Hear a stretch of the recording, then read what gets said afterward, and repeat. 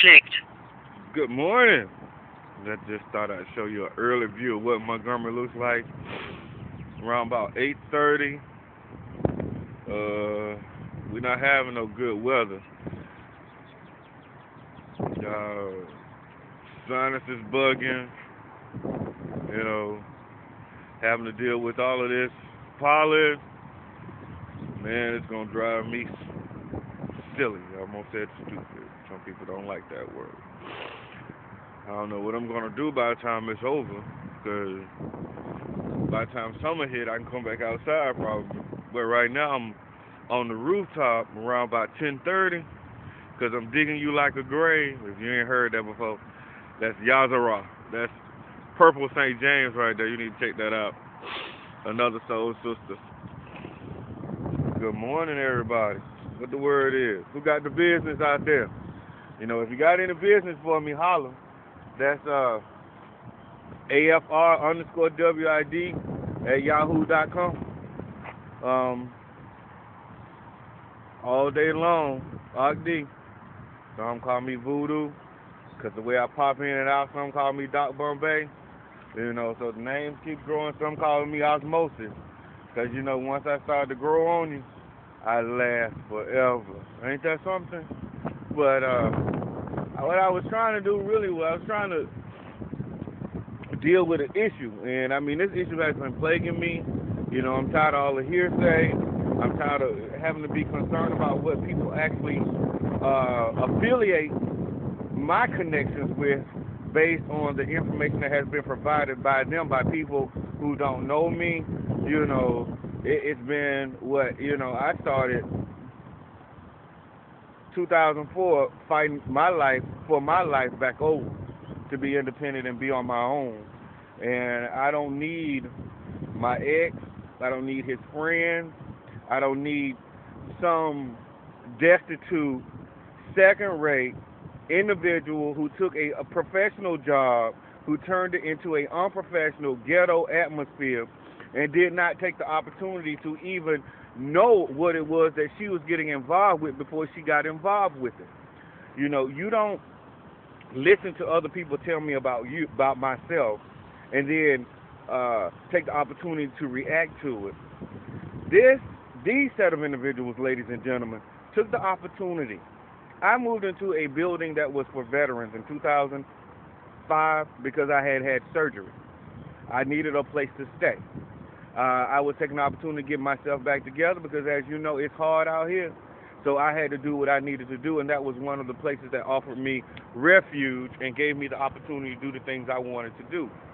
What was very interesting about this fact, though, was that they actually took the opportunity to sit there and to cause me issues. They had a unconcerned ex of mine that if we were no longer together, none of his comments, concerns, or ideas should have been given any energy, let alone respect, in my own personal life as an individual and not as a couple. So you're going to tell me that you're going to take the opportunity to run people in and out of the building. You're going to take the opportunity to have people drive by my house, my window. You mean you're going to take the opportunity to sit there and lie to my family in ways that made me incredulous, that made me despicable, and made me a bad person. Then you're going to take the opportunity to talk to other gay people, bisexual people who are not honest, who do not live their lives based on any form of respect when it comes to who they are as an individual.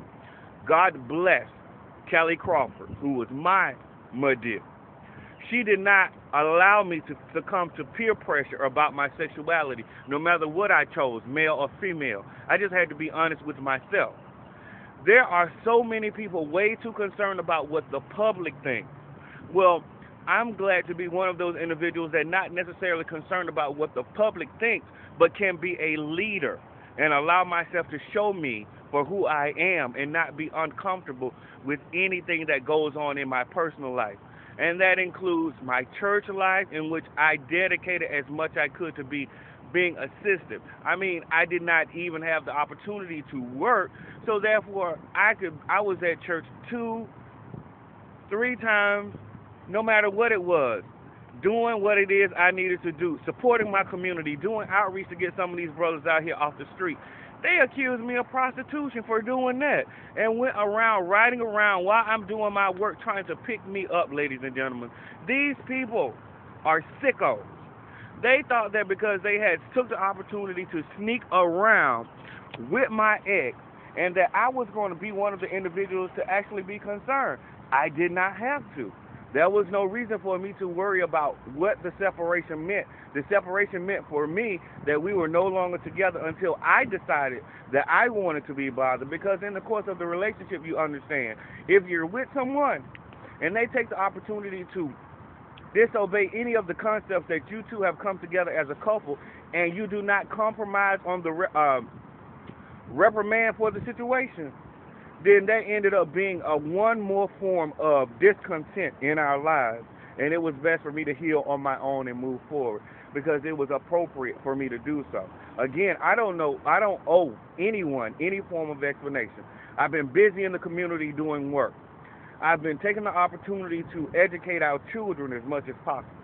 I've been taking the opportunity to also work toward becoming someone that can be seen as a leader, a spiritualist, an individual that does not mind taking the opportunity to listen to your soul speak for you, because sometimes the heart and the mind leave things away from the situation.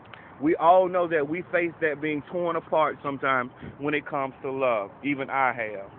But at the same time, I am completely trying to gain control of my life.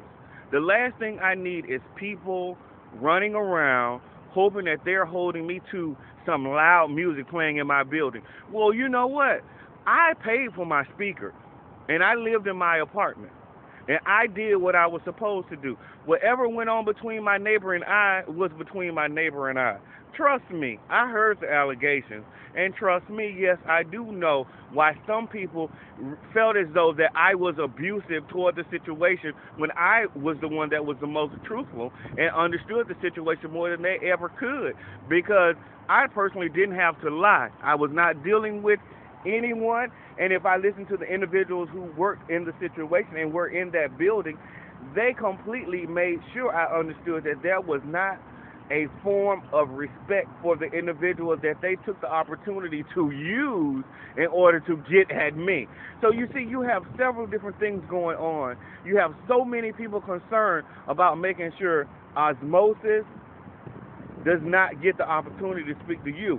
You know, there are way too many people that are unhappy in their own personal lives that are not taking the opportunity to even care about the situation, but glad there is some news that they can discuss and that they can take the opportunity in order to say to someone just for mere conversation.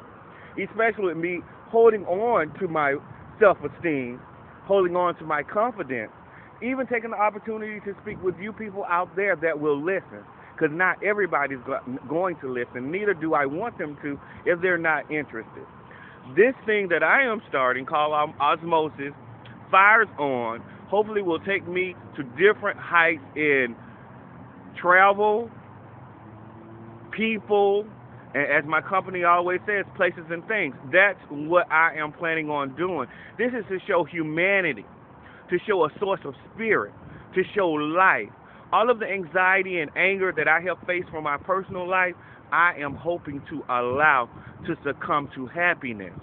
The last thing I need is the identity of other people, where it's Kevin Belcher, where it's Daryl Dickerson, where it's Dr. Philip Nowlin, whether it's Conrad Hilton or whatever his name is, whether it's Darrell Dennis, whatever they are. The last thing I need is people that are not in my corner, that will take the time to gossip about me and put me in a situation. Those are the people I mentioned because they were in the environment. Certain things that happened that I allowed my ex to get away with, Miss Coleman, Linda Coleman of Caring Work, decides that after she listened to what he said, she would test me. So she walks around just doing little small things that he said that I did not pay attention to. I'm all at Thrive, ladies and gentlemen, which is an informative weekend for people who are going through situations and are trying to get an understanding of what it is that they're feeling.